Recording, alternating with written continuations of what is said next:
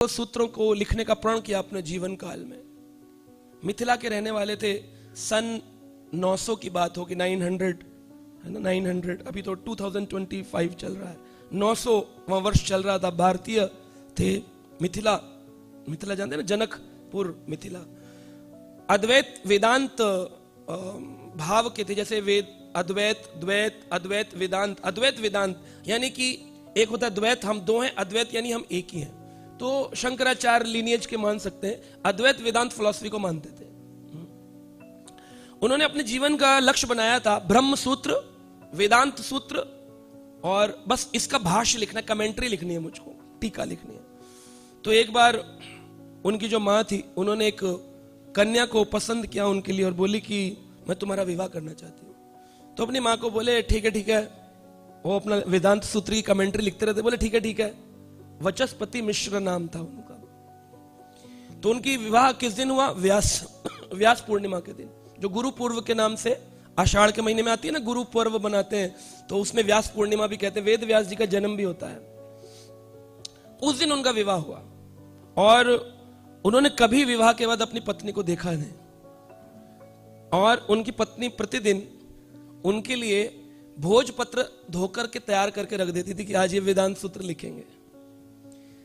और साथ में एक लैंप यानी लालटेन या कुछ दिया, उसके लिए तेल भर के रख देती थी और कपड़े धोकर के तैयार कर देती थी और प्रसाद समय पर उनके सामने प्लेट रख देती थी।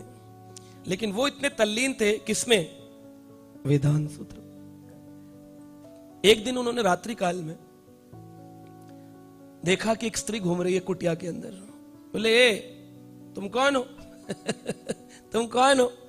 वो कहती है मैं आपकी अर्धांगिनी हूं। अर्धांगिनी? विवाह कब हुआ? बोले 12 वर्ष बीत गए। कितने? सोचो आप, कुंभ मेला लग जाता है 12 साल में एक बार। 12 वर्ष बीत गए। बोले अरे मेरी अर्धांगिनी हो, कब विवाह हुआ? बोले 12 साल पहले। तो तुम क्या करती हो? बोले ये भोजपत्र कहां से आते हैं रोज? मैं तोड़ कर लाती हूँ, धोती हूँ, रखती हूँ, तब तो आप लिखते हैं वेदांत सूत्र। ये भोजन कौन देता है रोज सुबह शाम खा रहे हैं? मैं तो देती हूँ, मैं बनाती हूँ। अच्छा, ओहो। उन्होंने कहा अरे तुम तो हमेशा याद करने, स्मरण करने योग्य हो।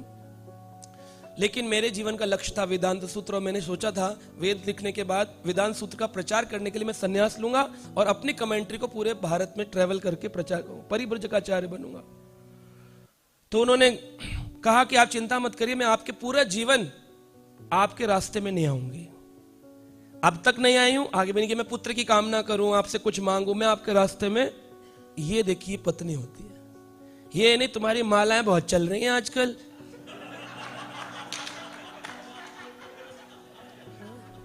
किसी की भी क्लास में जाना हो, प्रशांत मुकुंद प्रभु की क्लास में तो बिल्कुल मत जाना। ये आदमी नो ठीक नहीं है, खुद तो अपने घर का ख्याल नहीं रखता, दूसरों को गलत शिक्षा देता है। ऐसा शिक्षा मेरे पास आती कंप्लेंट, उनकी क्लास में मत जाना। अरे भैया ऐसी क्या बात बोल देता हूं मैं, ये जो लिखा है वही तो बोल। खैर वो खाना छुड़वा देते हैं, परिवारों में जाना छुड़वा देते हैं, ऐसे में कंप्लेंट है। ठीक है भाई,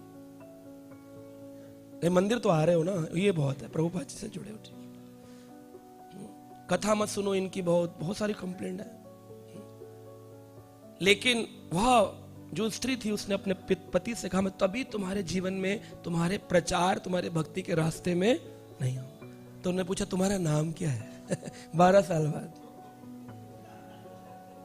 बोली भामती। भामती।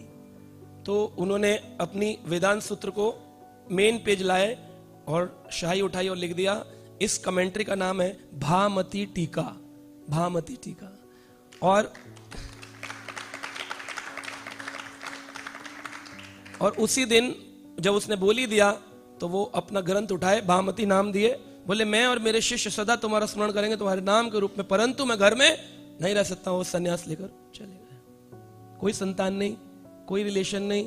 उसने पूरा जीवन अपने पति की सेवा करी, उसका भी कोई रिजल्ट नहीं, केवल ये रिजल्ट दिया कि उसका नाम लिख दिया भामती टीका। आज 900वां साल था, ये 2000 चल रहा है, तकरीबन 1200 साल से अधिक बीत गए, फिर भी लोग वेदांत सूत्र पढ़ने वाले भामती टीका को प्रमाणिक टीका मानते। The most authenticated commentary on Vedanta sutras, Bhamati commentary. ऐसा तल्लीन होना चाहिए, वो ग्रंथ में तल्लीन, वो पति की सेवा में तल्लीन। ऐसे ही देवहूति माता तल्लीन है। तल्लीनता पर हमने चर्चा करी, कैसे हमारा मन सदा ठाकुर जी में तल्लीन रहे। तो आशा करते हैं कि आप लोग भी ऐसी तल्लीनता अपने अंदर लेकर आए और श्रील प्रभुपाद जी के विचारों में सदा तल्लीन रहें कि प्रभुपाद ने हमारे लिए इतना कुछ किया है।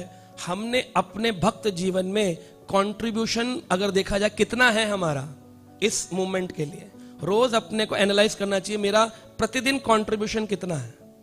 प्रतिदिन क्या आज मैंने किसी को कथा सुनाई, क्या मैंने आज कोई पुस्तक वितरण किया, क्या आज मैंने किसी लोगों की काउंसलिंग करी, क्या मैंने किसी को हरिनाम दिया? नहीं दिया तो फिर हम क्या कर रहे हैं? हम एंजॉय कर रहे हैं खाली, और एंजॉयमेंट से भगवत प्राप्ति होती नहीं है। टॉलरेंस एंड ह्यूमिलिटी ये देनी पड़ेगी आपको। ठीक है, Hare Krishna, thank you so much.